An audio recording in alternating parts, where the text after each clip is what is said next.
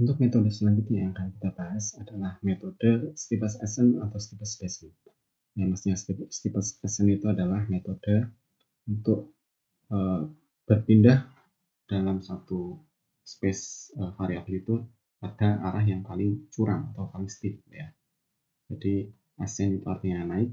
Jadi karena tadi kan ketika kita membahas tentang optimasi dua variabel, dapat kita gambarkan kalau kita sedang menaiki bukit atau menuruni lembah. Nah, dengan yang dimaksud dengan steepest ascent adalah kita memilih rute untuk perpindahan variabel ya, dari satu titik ke variabel berikutnya itu pada arah yang paling curam untuk memperoleh maksimum kenaikan dari nilai fungsi itu yang paling maksimum. Atau untuk kasus minimasi, maka yang dipilih adalah descent atau penurunan yang paling maksimum ya. Jadi hal ini ditujukan agar dengan jumlah iterasi yang lebih sedikit, maka dalam metode optimasi ini dapat diperoleh optimasi yang lebih cepat ya. Jadi dengan meminimalkan jumlah iterasi yang diperlukan, akibatnya perhitungan untuk mendapatkan optimasi ini akan menjadi lebih efisien. Nah, perbedaan metode Steepest Ascent atau Steepest Descent ini dengan metode sebelumnya adalah adanya perhitungan gradien dari fungsi dalam grafik multivariabel. Nah, yang dimaksud dengan gradien ini adalah vektor. Ya. Jika kalian ingat di kuliah fisika, maka ada skalar, ada vektor. Yang dimaksud dengan vektor itu adalah suatu besaran yang memiliki besar, yang memiliki magnitude ya atau besaran, dan juga memiliki arah dan besaran. Nah, dalam hal ini gradien ini menunjukkan berapakah kemiringan dari suatu titik di dalam variabel dua dimensi ya. Nah, untuk menghitung nilai gradien yang di sini disimbolkan dengan segitiga terbalik ya, atau istilahnya adalah nabla ya. Nabla F ini dihitung berdasarkan nilai turunan parsial atau parsial derivatif terhadap variabel pertama dan parsial derivatif terhadap variabel kedua. Nah, untuk mendapatkan vektor dari gradien ini dikalikan dengan vektor unitnya. Ini menunjukkan nilai parsial, turunan parsial ini menunjukkan besarnya atau besarannya, dan arahnya ditunjukkan oleh vektor satuan I dan J. Secara default, nilai gradien itu menunjukkan untuk arah naik ya. Jadi kalau kita lihat di suatu titik di dalam suatu grafik 2 dimensi atau grafik 3 dimensi, maka gradien ini menunjukkan arah yang naik atau menunjukkan nilai maksimum. Oleh karena itu, untuk kasus minimasi, maka nanti gradien ini harus dikalikan dengan negatifnya yang menunjukkan arah dari sebaliknya. Untuk lebih jelasnya nanti akan kita jelaskan di dalam penerapan grafik. Nah, kemudian selain perhitungan turunan parsial ya, atau perhitungan gradien, maka dalam metode Steepest Ascent ini diperlukan suatu fungsi parameter ya, fungsi parameter yang mana di sini nilai dari fungsi parameter ini akan dimaksimalkan ya, untuk mendapatkan jumlah iterasi yang lebih minimal. Nah, yang dimaksud dengan fungsi parameter di sini, di mana di sini sebagai parameternya adalah misalkan kita gunakan variabel H ya, variabel H dari titik iterasi awal X dan Y, kita hitung berapa nilai fungsi dengan perbedaan nilai variabel H. Ya, yang ini dengan nilai variabel H ini menunjukkan berapa pergeseran dari variabel pertama X dan Y pertama menjadi X dan Y di titik berikutnya ya, dengan parameter yang sama yaitu parameter H. Dan fungsinya di sini adalah fungsi awal yang menunjukkan objective function ya. Ini adalah objective function.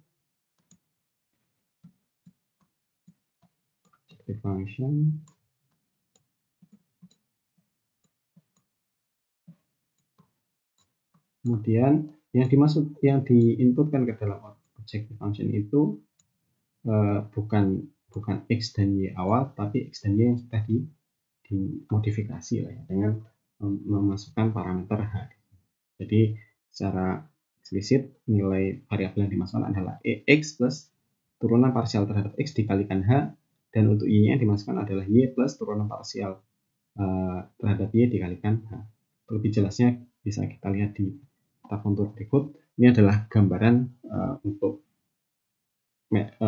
penjelasan secara grafis untuk metode steepest ascent atau descent. Nah, kalau di sini kita lihat konturnya semakin menuju titik ekstrim ini semakin naik, berarti ini adalah steepest ascent ya. Artinya kita ingin mencari nilai ekstrim maksimum. Nah, jika kita mulai iterasi dari titik awal di sebelah sini, maka yang dimaksud dengan gradien adalah suatu vektor yang dia menunjukkan arah dengan kemiringan yang paling maksimum. Nah, kalau kita lihat, misalkan ini adalah kontur, maka kemiringan maksimumnya diperoleh pada arah yang tegak lurus terhadap konturnya. Ya. Jadi misalkan kita di titik sini, maka yang paling curam itu adalah yang tegak lurus kontur, bukan yang sejajar kontur ataupun yang misalkan ke agak miring. Tapi yang paling curam adalah arah tegak lurusnya. Nah, ini arah dari gradien adalah arah yang secara defaultnya adalah arah yang naik. Nah, karena di sini problemnya adalah problem maksimasi, maka kita langsung menghitung gradiennya.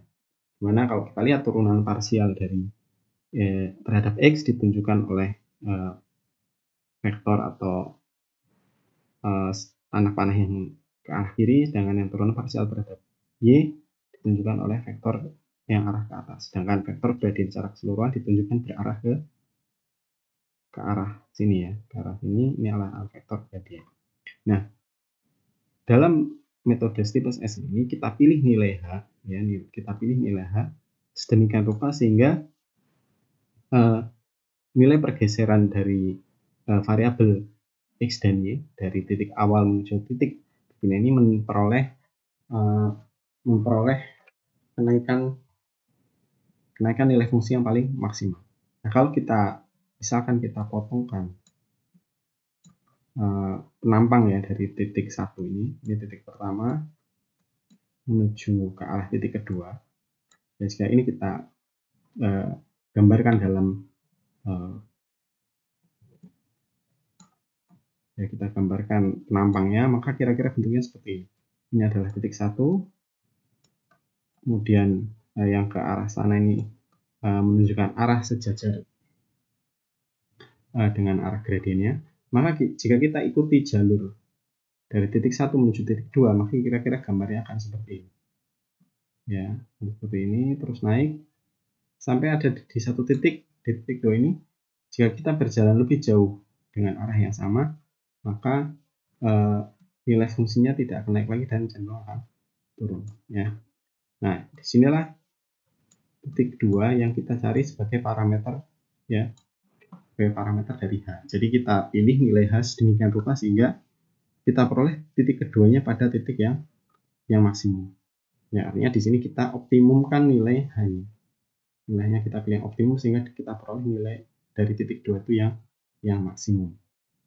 Nah, kemudian nilai kedua ini dipilih sebagai iterasi keduanya. Dari titik yang kedua, kemudian dengan cara yang sama dihitung lagi gradiennya, kita lakukan hal yang sama untuk diperoleh titik yang ketiga dan seterusnya sampai diperoleh nilai ekstrim atau nilai maksimum dari fungsi tersebut. Nah, itu kira-kira gambaran secara visual dari metode steepest ascent dan steepest descent. Nah, untuk kasus minimasi, metode yang dipilih hampir sama, tetapi tadi seperti saya sampaikan, nilai gradiennya harus dinegatifkan. Nah, secara default, nilai gradien itu adalah searah dengan nilai naiknya ya, nilai naik. Nah, ini adalah iterasinya. Jika kita gambarkan secara dalam diagram alir, maka yang dilakukan untuk pemrograman metode steepest ascent adalah pertama kita masukkan tebakan awal, kemudian kita definisikan fungsi, baik fungsi awal yang menunjukkan objective function, ya, kita definisikan objective function dan juga kita definisikan parametric function atau fungsi parameternya. Ya, jadi baik fungsi objektif, fungsi tujuan, dan juga fungsi parameter. Kita definisikan dulu. Nah, di sini ya. Kemudian berikutnya adalah menghitung gradien vektornya. Menghitung gradien vektor untuk titik tebakan awal. Nah, kemudian dari arah gradient, vektor gradient tadi dilakukan, kita buat berdasarkan fungsi parameter, kita optimalkan nilai H sedemikian rupa sehingga diperoleh kenaikan diperoleh titik kedua itu dengan kenaikan nilai fungsi objektif yang paling maksimum. Nah, kemudian dihitung tebakan berikutnya dan kita bandingkan antara nilai gradien, ya, nilai gradien dan nilai toleransi dari gradiennya itu harus lebih kecil, ya. Kenapa kita gunakan gradien ini sebagai batas errornya, ya, bukan seperti metode pencarian akar, ya, karena dalam secara konsep ketika di titik maksimum maka nilai gradiennya akan semakin kecil, ya, karena tadi kan nilai gradien fungsi dari turunan parsial. Semakin mendekati nilai maksimum, turunan parsial masing-masing fungsi akan semakin mendekati nol, karena seperti kita ketahui pada titik maksimum nilai turunan dari suatu fungsi itu akan mendekati nol, sehingga dapat kita gunakan nilai gradien itu sebagai kriteria untuk iterasinya. Nah, setelah kita peroleh kriteria tersebut, dapat kita dapatkan nilai X dan Y yang optimum. Jika kriteria belum dipenuhi, maka langkah di awal itu diulang, ya, dengan tebakan berikutnya. Oke, untuk selanjutnya bisa kita coba menyelesaikan problem optimasi yang menggunakan metode Stephenson. Dapat kalian buka slide-nya, ya. Nah, tadi bisa kita bandingkan dengan metode Hook-Schiff. Kita gunakan fungsi tujuan yang sama, ya. Dan nanti kita coba samakan tebakan awalnya. Ya.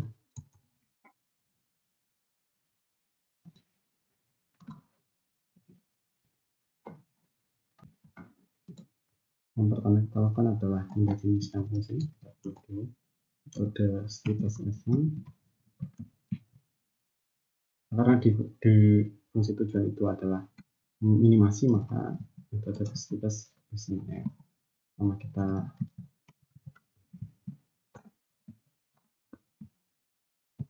Pertama kita lakukan adalah definisi fungsi.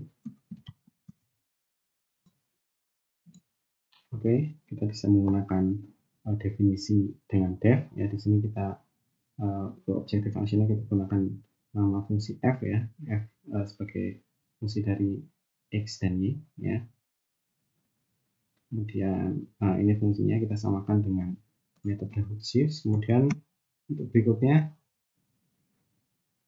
kita menghitung fungsi atau mendefinisikan fungsi untuk menghitung turunan parsial, ya. Definisi fungsi untuk turunan parsial.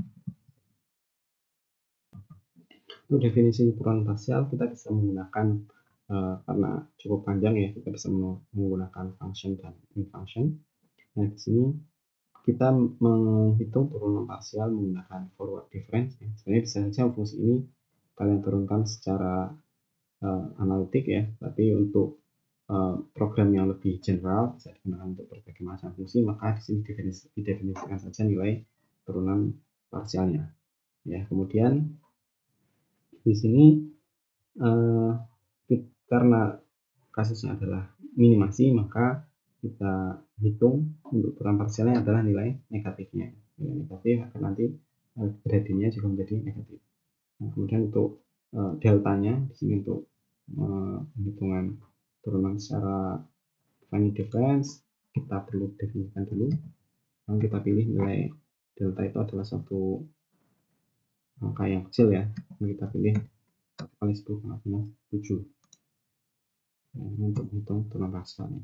Kemudian selanjutnya adalah kita bisa perlu mendefinisikan fungsi parameter. Fungsi parameter kita gunakan parameter H, sekaligus kita susun fungsi untuk mengoptimalkannya. Jadi nanti ketika kita memasukkan dalam iterasi, kita tidak perlu mendefinisikan lagi untuk program optimasinya, ya. Jadi langsung kita susun untuk fungsi optimasi H, ya. Di samping kita menyusun untuk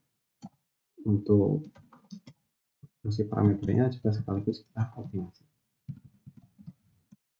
Misalkan kita beri nama fungsinya adalah fungsi H ya. Kita ingin mencari berapa nilai H yang paling optimum untuk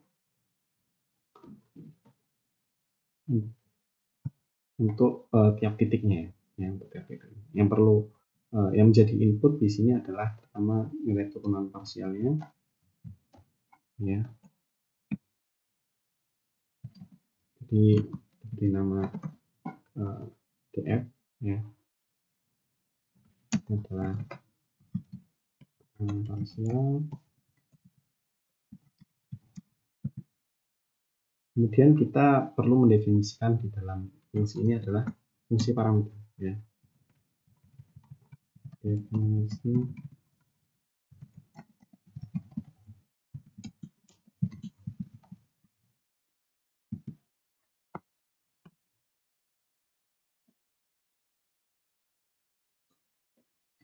fungsi parameter kita bisa menggunakan def, misalnya def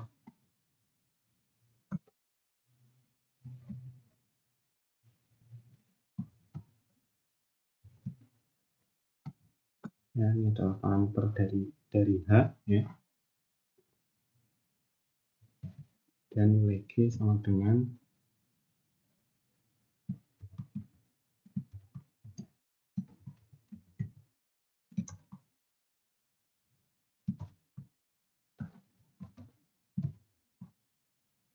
sesuai dengan penjelasan di slide tadi, kita gunakan parameter H ya.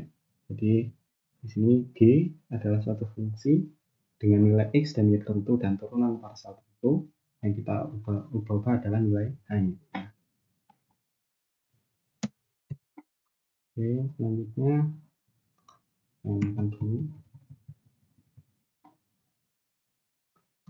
Ini setelah definisi fungsi parameternya, maka kita juga perlu melakukan definisi turunan. Karena kita akan melakukan optimasi dari fungsi parameter ini. Nah, di sini kita akan menggunakan optimasi dengan metode Newton. Ya, metode Newton, di mana kita perlu mencari akar dari turunannya. Sehingga kita perlu mendefinisikan akar dari fungsi parameter, ya, mendefinisikan turunan dari fungsi parameter dan turunan keduanya. Fungsi parameter. Nah, kita gunakan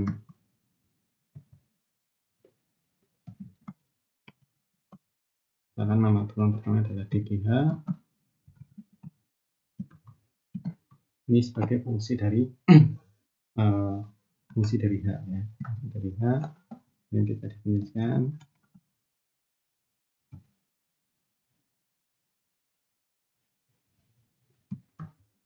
akan di sini saya menggunakan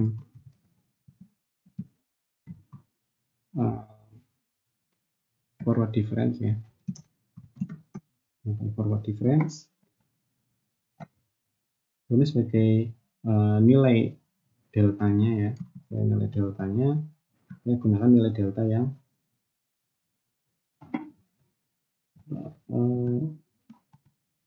tanda kurungnya kurang 1. Di sini saya menggunakan nilai delta yang berbeda dengan delta yang digunakan untuk menghitung turunan dari fungsi objective function-nya ya. Sini dari beberapa pengamatan ternyata nilai delta yang sama itu dapat menimbulkan error dalam iterasi. Jadi coba saya bedakan dengan nilai delta yang tidak sama ya. Nah, di sini di atas saya definisikan dulu delta 1. Ini saya menggunakan nilai yang tidak terlalu kecil.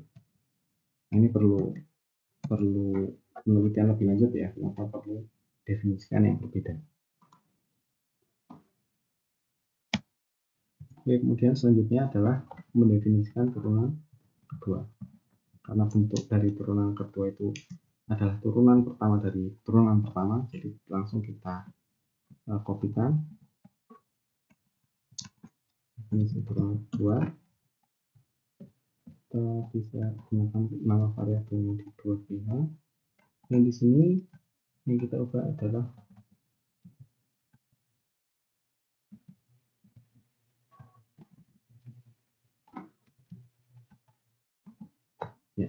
Jadi turunan kedua adalah turunan pertama dari turunan pertama. Oke, kemudian untuk memulai metode Newton untuk estimasi ya, kita perlu memasukkan tebakan awal. Akan kita gunakan tebakan awalnya adalah H sama dengan 0. Kemudian nilai errornya 1, toleransi untuk errornya 1 kali 10 minus 5. Nah,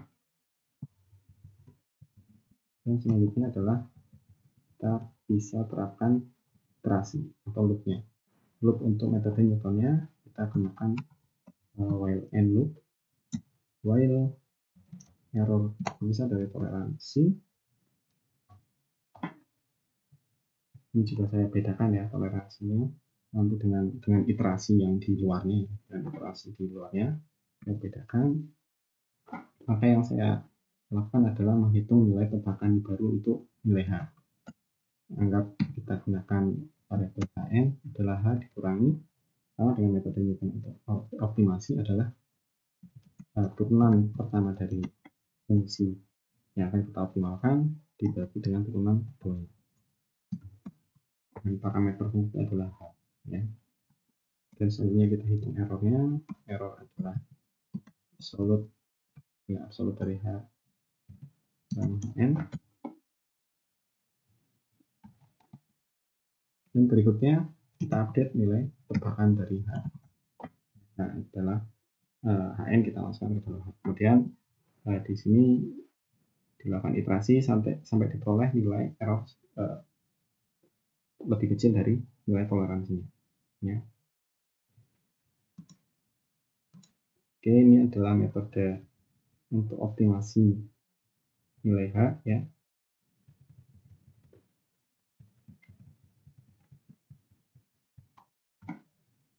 Oke, ini adalah definisi dari fungsi yang diperlukan untuk metode Steepest-Ascent. Jadi yang pertama kita definisikan fungsi objektif fungsinya, kemudian fungsi parameter sekaligus optimasi dari fungsi parameter tersebut agar di program utama itu tidak terlalu panjang.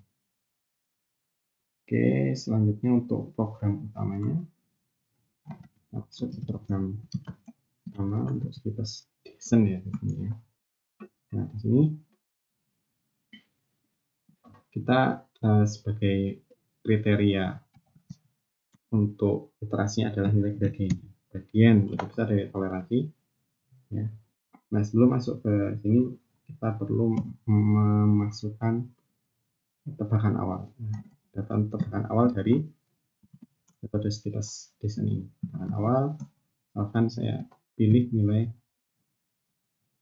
yang sama dengan sebelumnya yaitu 7,7, nilai X adalah 7 dan nilai Y sama dengan 7. Kemudian nilai gradien awalnya adalah 1, nilai toleransinya salah satu 10 minus 3 ya.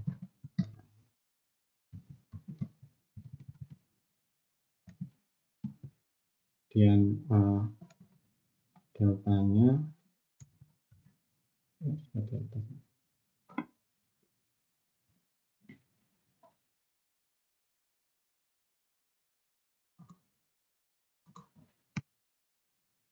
Oke, yang pertama dihitung adalah nilai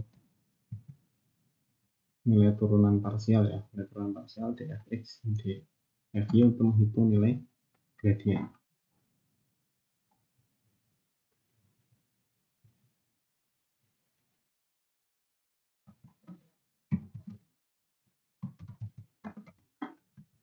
Tanpa nilai turunan parsial, kemudian kita hitung gradien, mana untuk vektor itu besaran dari suatu vektor adalah kuadrat dari komponen-komponennya. Square root dari dfx kuadrat tambah dfy kuadrat. Ini adalah nilai besaran dari vektor gradien. Nah, itu.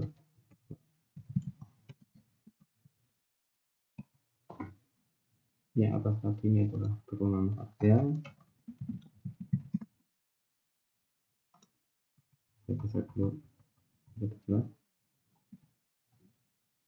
Dan berikutnya adalah kita tentukan nilai H, ya, nilai H yang paling optimum berdasarkan fungsi optimasi yang di atas tadi. Nilai kita gunakan fungsi H atau fungsi X dan Y, ya. Kemudian selanjutnya kita hitung nilai X dan Y yang berikutnya, di mana X adalah untuk X plus turunan parsial dikalikan H, dan untuk Y adalah Y plus turunan parsial terhadap Y dikalikan nilai H. Ya, kemudian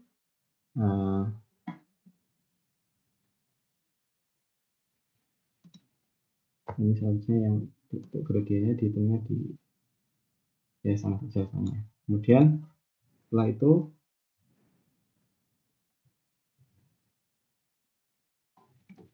itu nilai X untuk putaran berikutnya diupdate dari kita update nilai X-nya. Nilai X sama dengan X1 dan Y sama dengan Y1.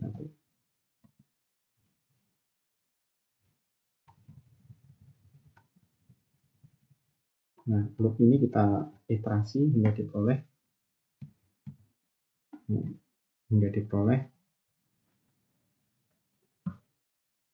nilai gradien yang lebih kecil dari toleransi. Misalkan kita untuk menampilkan hasil kita bisa menggunakan printf.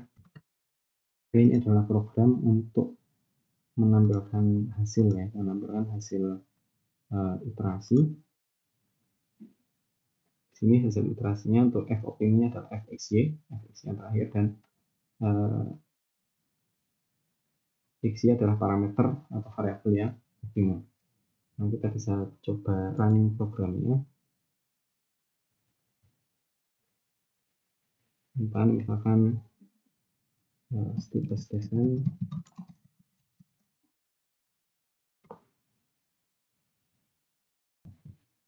Sepertinya ada error, perlu kita debugging dulu dia dari ya, untuk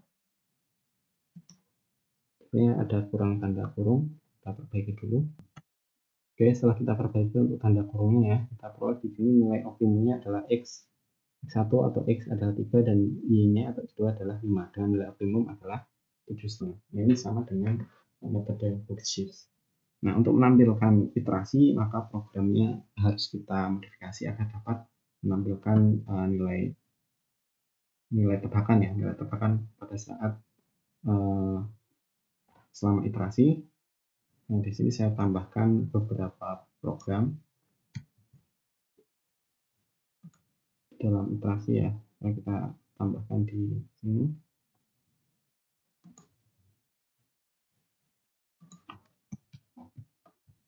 Saya tambahkan beberapa line program. Di sini ada xstring. Xstring adalah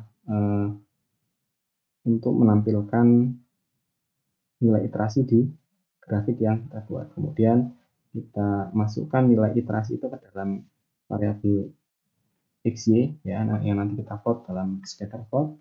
Dan kemudian di sini saya tambahkan line untuk printf untuk mencetak hasil iterasi selama berjalannya proses iterasi. Nah, di sini bisa beberapa variabel bisa dimasukkan. Misalkan di sini saya masukkan nilai X dan Y selama iterasi dan jumlah iterasinya, ya, kemudian juga gradiennya. Nah, untuk menampilkan jumlah iterasi perlu kita inisialisasi dulu iterasi pada 1, kemudian di akhir iterasi itu kita update nilai iterasinya,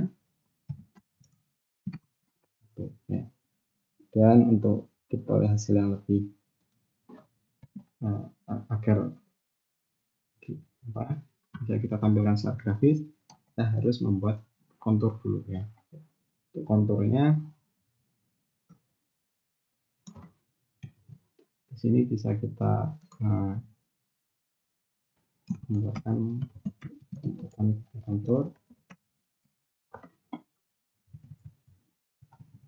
Nah, di sini bisa kita tambahkan beberapa line program, ya. Sini pertama kita hitung dulu nilai fungsi dari variabel X dan Y dengan rentang dari 0 sampai 6, tergantung tadi Sama seperti metode Hook-Shift, kita perlu memplot terlebih dahulu fungsi yang akan kita optimumkan.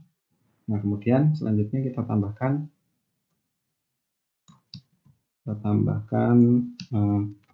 program berikut, yaitu plot.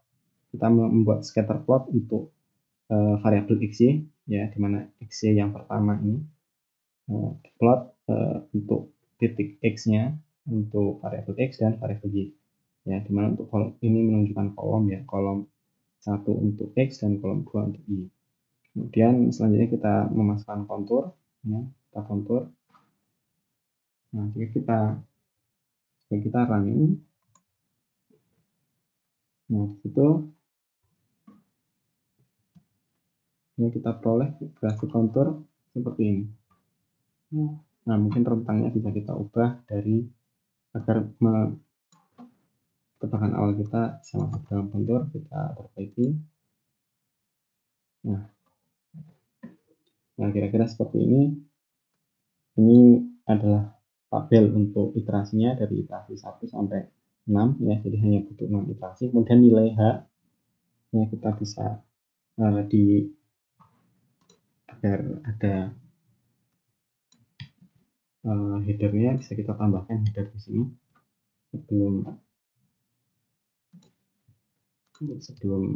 program utamanya, ya, bisa kita tambahkan header dulu.